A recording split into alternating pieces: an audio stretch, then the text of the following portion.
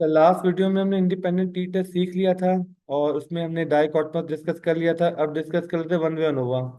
One way ANOVA में हमने क्या डिस्कस किया था कि एक क्वांटिटेटिव होता है, एक क्वालिटेटिव होता है, और वो मल्टी कॉटमस होता है। ठीक है। अब यहाँ पे हम ऑलरेडी जेंडर ले चुके हैं, तो दो जेंडर हो गए। एक काम करते हैं, तीसरा ले लेते हैं। तीसरे का नाम है इंटरसेक्स ले लेते हैं ना, तीसरा, जिसको आप उर्दू में ख्वाजा सरा कहते हैं। ठीक है। हाँ, इंटरसेक्स लिख देते हैं, IS। ठीक है। और 9 ऑब्जर्वेशन उसकी आ जाएगी। ठीक है। 19, 20, 21, 22, 23, 24, 25, 26, 27। अच्छा, ये जरूरी नहीं है कि इक्वल हो सारे। ये बात समझ रहे हैं? ये बिल्कुल जरूरी नहीं है कि सारे के सारे सैंपल साइज इक्वल हो, कि अगर एक 9 है तो दूसरा भी 9 हो। ये बात समझ में आ गई? यहाँ पे रैंडमली एंट्री कर देते हैं।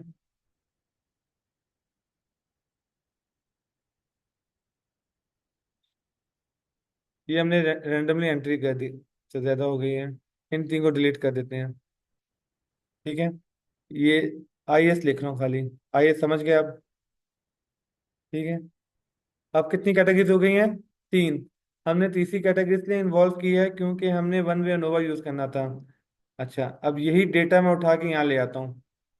थिंक वहाँ ऊपर दो कॉलम बने हुए थे ना, एक तीसरा कॉलम बना लेते हैं। तीसरा कॉलम ले आता हूँ यहाँ पर, उसका नाम क्या दे देता हूँ? IS। अब देखिए, अब तीन हो गए हैं। अब डेटा ऐसे भी एंटर हो सकता था और ऐसे भी एंटर हो सकता था। अब अनोवा रन कैसे करना है?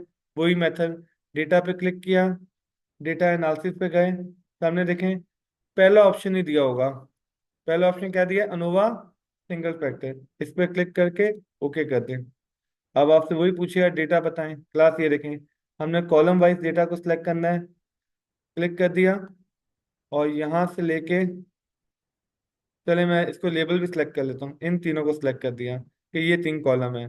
लेबल को फर्स्ट रो में लिखना है। अब वो कहता है रिजल्ट कहाँ चाहिए? मैं कहता हूँ रिजल्ट चाहिए मुझे F1 के अंदर। जैसे इंडिपेंडेंट टी टेस्ट है, एग्जैक्ट वैसा ही है। मैंने यहाँ पे दे दिया K1। K1 में रिजल्ट चाहिए मुझे। ओके कर दें। यहाँ पे अनोवा के रिजल्ट आ जाएंगे।